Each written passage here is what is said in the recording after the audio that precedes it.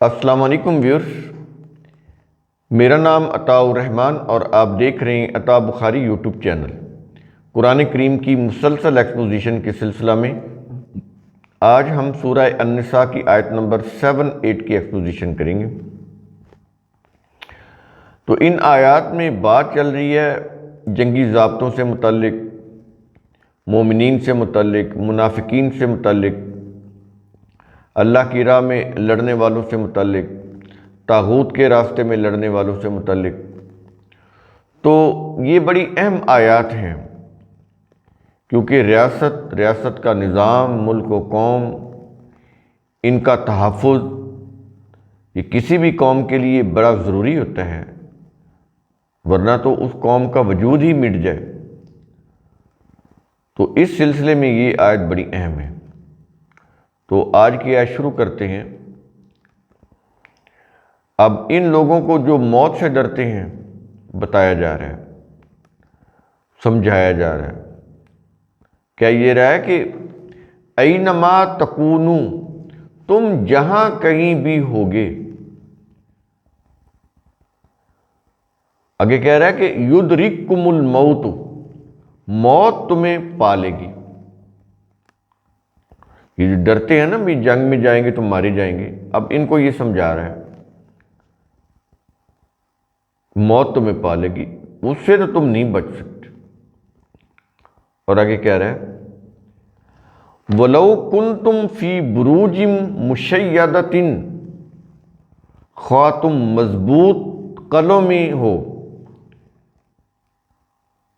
بڑے بڑے مضبوط قلعے، اونچی اونچی دیواریں، اونچے اونچے برج، جہاں پہ وہ جنگی اسلحہ لے کر، تیر لے کر وہ بیٹھے ہوتے ہیں، جو بھی فوج آگے بڑھتی ہے وہ آگے ان پر تیروں کی بچھاڑ کرتے ہیں یا سنگریزی کرتے ہیں، یا وہ آتشی وہ ہوتی ہے منجنیقیں وغیرہ، وہ ان کے اوپر چلاتے ہیں۔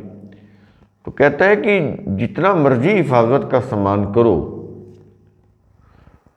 تو موت جب آتی ہے تو وہ تمہیں پا لیتی ہے۔ تو پھر موت سے ڈر کر جنگ سے بھاگنا، اور جب مقابلے میں دشمن ہو تو اس کے سامنے جب تم اس طرح کی بزدلی دکھاؤ گے،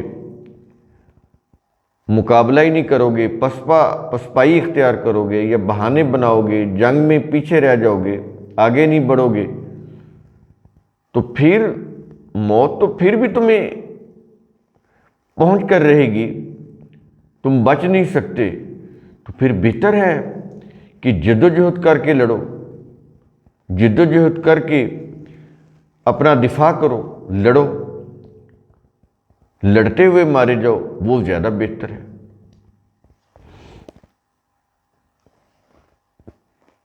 آگے ان کی ایک اور بات بتا رہا ہے، یہ جو منافقین ہیں۔ کیا یہ رہا ہے کہ وَإِن تُصِبْهُمْ حَسَنَةٌ، اور اگر انہیں کوئی اچھائی پہنچتی ہے تو پھر کیا کہتے ہیں؟ آگے بتا رہا ہے، کہتا ہے کہ یقولو، تو وہ کہتے ہیں، کیا کہتے ہیں؟ کہتے یہ ہیں ھَذِهِ مِنْ عِنْدِ اللَّهِ، یہ اللہ کی طرف سے ہے۔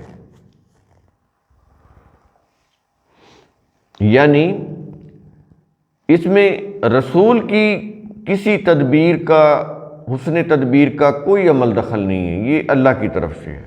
اب یہ منافقین کی بات ہو رہی ہے۔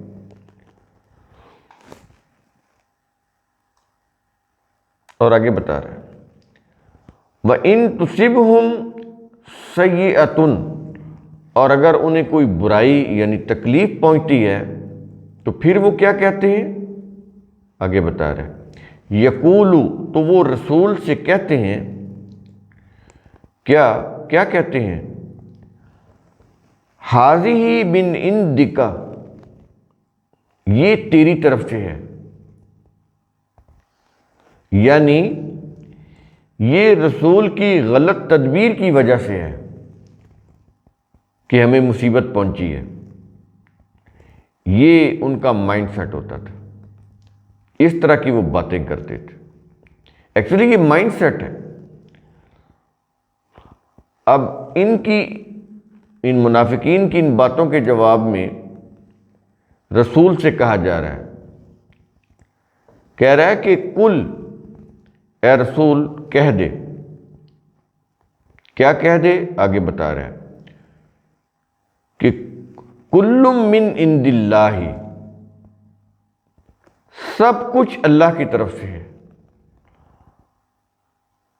اب یہاں پر وہ جو ریلیجیس تفاسیر ہیں وہ آئی، انہوں نے کہا کہ یہ جتنا بھی موت، زندگی، اور فار ایگزامپل کسی نے غلطی سے کسی کی کوئی غلط کام کیا، اس سے اس کی جان چلی گئی، تو یہ بھی اللہ کی طرف سے ہے۔ یعنی انسانی غلطی کا الزام، اس کی روح سے جو تباہی آئی، وہ اللہ کی طرف سے، وہ اللہ کی طرف سے نہیں ہوتی، وہ اس کے اپنے غلط عمل کا نتیجہ ہوتا ہے۔ لیکن قانون اللہ کا ہے کہ جب تم غلط کرو گے تو نتیجہ غلط برآمد ہوگا، یہ اللہ کا قانون ہے۔ صحیح کرو گے تو صحیح نتیجہ برآمد ہوگا، یہ تو قانون اللہ کا ہے۔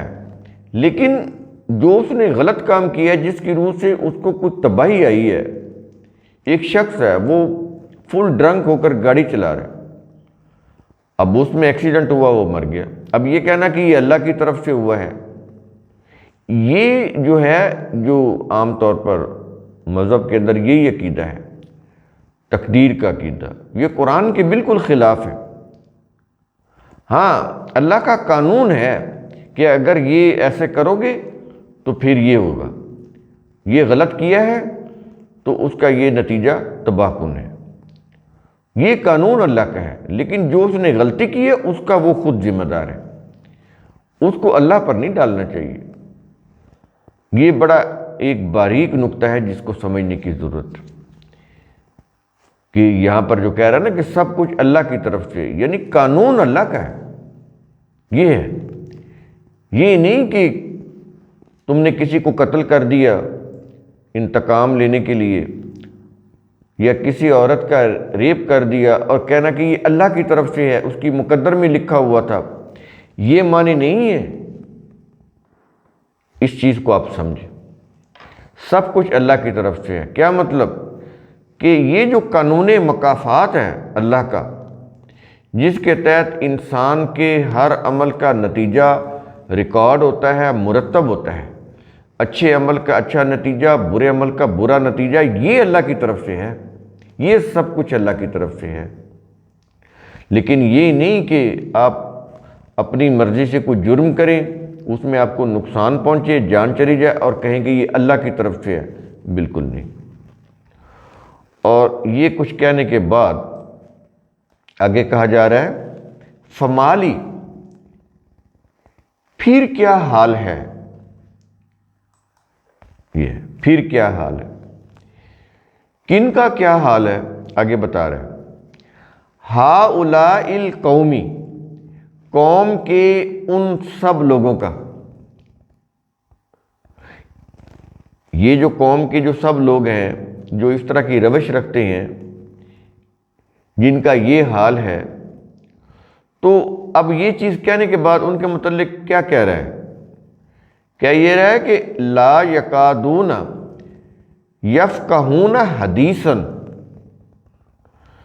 قریب نہیں کہ وہ بات سمجھیں، قریب نہیں کہ وہ بات سمجھیں۔ کیا مطلب؟ کہ عقل و دلائل ملنے کے باوجود ان کو کیا ہو گیا ہے کہ وہ کوئی بات سمجھ ہی نہیں رہے۔ اللہ نے ان کو عقل بھی دی ہے، اور ہم ان کو دلائل بھی دے رہے ہیں اپنی وحی کی تعلیم کے ذریعے، رسول ان کو دلائل بھی دے رہا ہے ہماری کتاب کے ذریعے سے، علم بھی ان کے پاس آ گیا، دلائل بھی آ گیا، عقل بھی ہم نے ان کو دی ہوئی ہے، انٹلیکٹ۔ اس کے باوجود ان کو کیا ہو گیا ہے کہ وہ کوئی بات، عقل کی کوئی بات سمجھنے کے لیے اس کے قریب ہی نہیں جاتے، سمجھ ہی نہیں پا رہے، یعنی یہ سمجھنا ہی نہیں چاہتے۔ حالانکہ ہم نے ان کو عقل کی صلاحیت بھی دی ہے، علم و دلائل بھی دیے ہیں، اس کا مطلب یہ ہے کہ یہ کوئی بھی سینس کی بات، عقل کی بات سمجھنا ہی نہیں چاہتے، اس لیے ان باتوں کے قریب ہی نہیں آتے کہ بات کو سنیں، سمجھیں اور اپنی حالت پر غور کریں، اپنے مائنڈ سیٹ پر غور کریں، اپنے قول و فعل کے اوپر غور کریں کہ ہم کتنی بڑی غلطی کر رہے ہیں، کتنی جرم کا ارتکاب کر رہے ہیں۔ تو کہتا ہے بات ہی نہیں سمجھتے، کیونکہ سمجھنا ہی نہیں چاہتے۔ یہ نہیں کہ بات ان کو سمجھ نہیں آتی ہے، کیونکہ ہم نے ہر شخص کو عقل کی صلاحیت دی ہے، وہ بات کو سنتا ہے، اس ڈیٹا کو اینالائز کرتا ہے، اس کو کنکلوڈ کرتا ہے، کسی نتیجے پر پہنچتا ہے، یہ صلاحیت دی ہے ہم نے۔ پھر اس کے پاس علم ہے، دلائل ہیں، آرگومنٹس ہیں۔ اگر ان سب چیزوں کے باوجود بھی وہ سمجھتا نہیں، اس کا مطلب یہ کہ وہ سمجھنا نہیں چاہتا۔ یہ بڑا اہم نقطہ ہے، اس کو آپ غور کیجئے گا، اس پوائنٹ کے اوپر بڑا ہی قابل غور ہے یہ چیز، کہ سمجھ ہے لیکن سمجھنا نہیں چاہتے جان بوجھ کے، کیونکہ ان کے عارضی مفاد ہوتے ہیں، وہ اپنے عارضی مفاد کو کھونا نہیں چاہتے، اس لیے وہ بات سمجھنے سے قاصر رہتے ہیں۔ تو قرآن کریم کا اصول ثم تتفکروا، اس کی روح سے آپ خود بھی سوچا کریں، سمجھا کریں، غور و فکر کیا کریں۔ شکریہ۔